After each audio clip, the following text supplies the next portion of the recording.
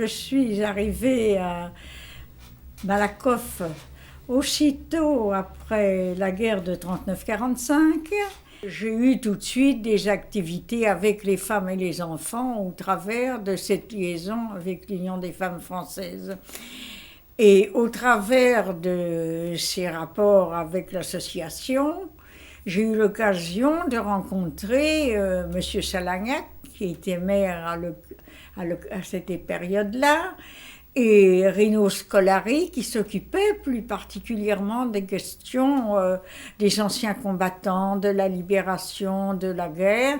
Et lors d'une élection tout de suite en 1955, on m'a demandé si j'acceptais de devenir conseillère municipale. Je suis restée avec Léon Salagnac jusqu'à 1964, puisque Léon est mort en décembre 1963. Et à la mort de Léon Salagnac, c'est Léo Figuière qui a repris les responsabilités de Léon Salagnac, qui est devenu maire de Malakoff. Et lorsque Léo est devenu maire de Malakoff, je suis devenue adjointe au maire à cette période-là. Et j'y suis restée jusqu'à la fin de ma mission, qui remonte maintenant à une dizaine d'années. La première école que j'ai vu construire à Malakoff, c'est Jean Jaurès, qui est près de la mairie, vous voyez. Après, on a eu Guy Moquet, il existait Pierre Valette, mais on a eu Guy Moquet par la suite, Paul Vaillant-Couturier. Et puis j'ai dû suivre la construction à ce moment-là du collège à Henri Vallon. Les enfants qui étaient à la crèche sont maintenant devenus des parents, aussi curieux que ça puisse être. Et quand ils me rencontrent, c'est des liens un peu différents. Mais pour eux, je suis toujours Madame Goffard. Pour d'autres, je les ai mariés. Donc, naturellement, ils sont très proches de moi sur ces questions. En sortant de la guerre et à l'Union des femmes françaises, j'ai rencontré des femmes extraordinaires qui avaient vécu les camps de concentration et de déportation, comme Madeleine Vincent, comme Marie-Claude Vaillant-Couturier, comme Yvonne Dumont, Lucienne Mazelin.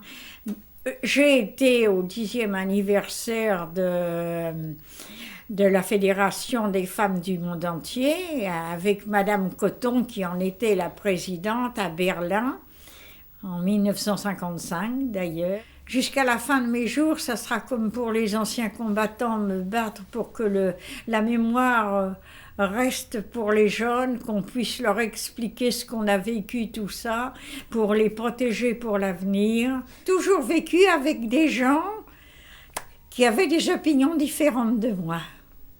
Et j'ai toujours appris toute ma vie. Et j'ai surtout participé à Megève. Parce qu'à Megève, j'ai même été à Megève au début avec les directeurs pour mettre en place, parce que c'était tout nouveau, les classes. Et puis après, on a installé Vaudeur. Alors Vaudeur, il a fallu mettre en place parce qu'il fallait une piscine, il fallait des bâtiments nouveaux, il fallait tout prévoir pour des tout petits. On faisait le journal toutes les semaines à la maison de l'enfance. Les enfants faisaient un journal qu'on mettait sur les murs. On a fait le bassin Jean Jaurès. Et au bassin Jean Jaurès, qui s'en est occupé au début, c'était Gaulette. Notre Gaulette qui a fait le tour de Malakoff sur plein de secteurs. Il savait très bien nager, et son fils également. Et avec Guy Ducolonnet, on s'est battu pour obtenir un maître nageur pour notre bassin, pris en charge à cette époque-là par le secteur des sports. Et les enfants ont commencé à venir nager là. Parce que la politique du logement de Léon, c'était parfait, les vacances, c'était parfait, on avait réussi. Mais quand vous construisez des logements, il faut après construire des écoles, il faut construire des crèches, il faut pouvoir voir un centre de santé. Avant, on allait au centre de santé, c'était un baraquement dans le haut de Malakoff. Bon, le baraquement est devenu un centre de santé. Quand la tour a été construite, on a fait la cuisine qui est là-bas et un centre de santé là-bas. Que ce qui a été mis en place, la sécurité sociale et les vacances et tout, en 1934, moi je commençais à travailler en 1934, j'avais 14 ans. Bon, mon père était au chômage, j'ai dû arrêter mes études et j'ai dû travailler.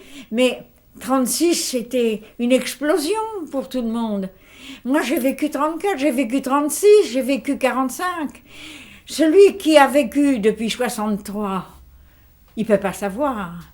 La politique, pour moi, c'est pas une profession.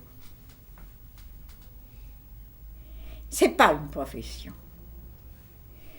C'est une mission qu'on accepte, mais c'est pas une profession.